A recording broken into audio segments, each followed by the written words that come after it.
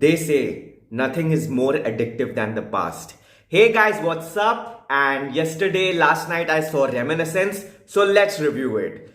Reminiscence is directed by Lisa Roy. She is the creator of the series called Westworld, and it stars Hugh Jackman, Rebecca Ferguson, and Tandy Newton.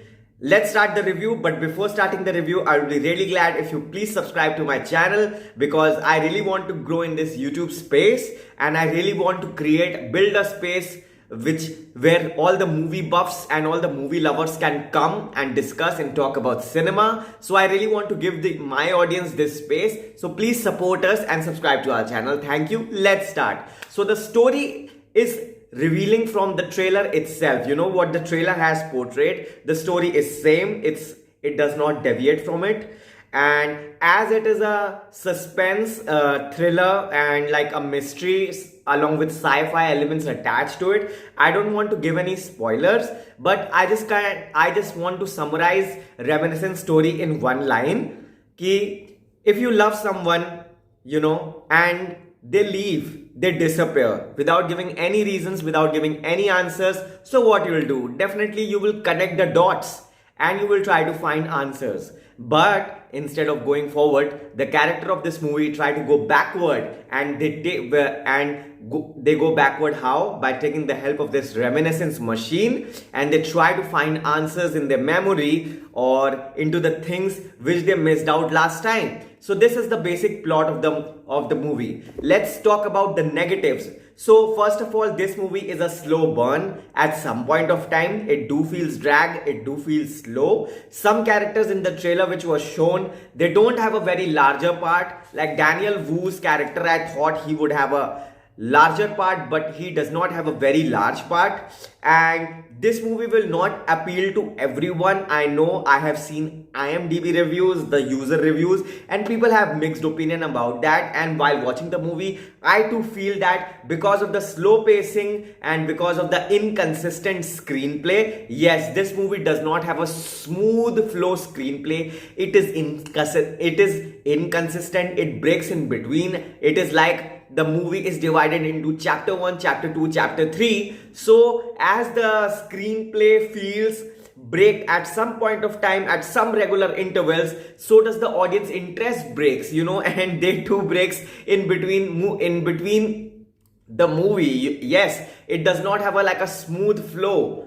So this can be a problem. This can be problematic for some people, and because of the slow and boringness at some point of time, this movie feels drag and people would be put off by it, and some people would like to switch. So these were the negatives that I found out while watching the movie. First of all, and then let's talk about the positives.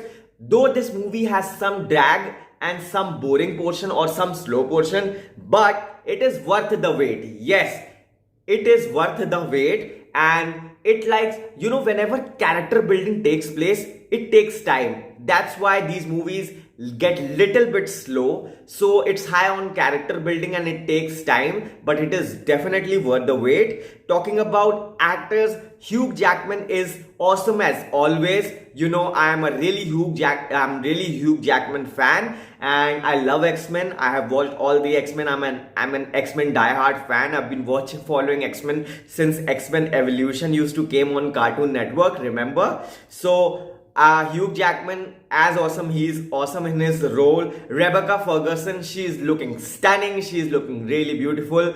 And Rebecca Ferguson, I'm a huge fan, and I really love her work. Before this, I have seen her in Mission Impossible Fallout also. So she is awesome here too. And Tandy Newton, she steals the show. I think she was the best in the whole movie, and she lends a great support to Hugh Jackman's character, and she was the best. She stole the show for me.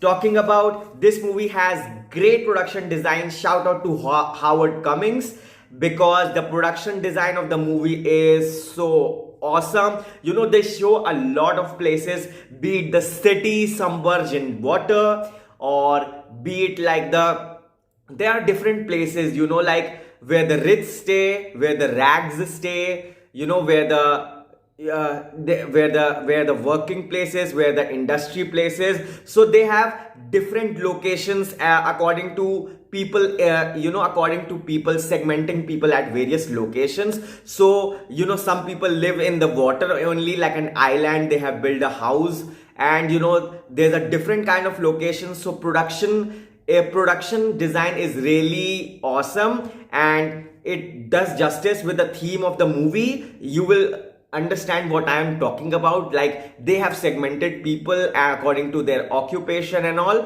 So they have shown how their location is, how they live in this kind of like a post-apocalyptic scenario. And visually this movie was stunning, and the whole city is filled with water, and it has a beautiful dark cinematography, because the cinematography is really dark. And this movie like has a really dark kind of color schemes, black and greenish, dark greenish, dark bluish color scheme. And shout out to Paul Cameron, he is the cinematographer here. And action sequence were also very good. There are fighting sequence, there are sequence related to water, so where the fighting is underwater, so there are a lot of that sequence.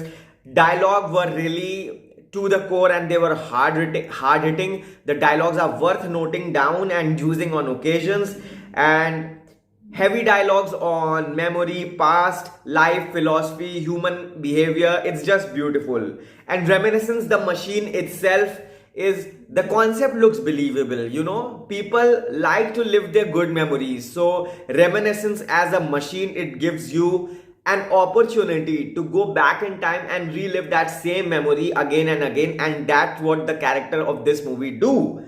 So the concept looks believable. So this was my review on Reminiscence. If you really like it, then please make sure to support us by subscribing to our channel. Thank you guys. Take care. Lots of love.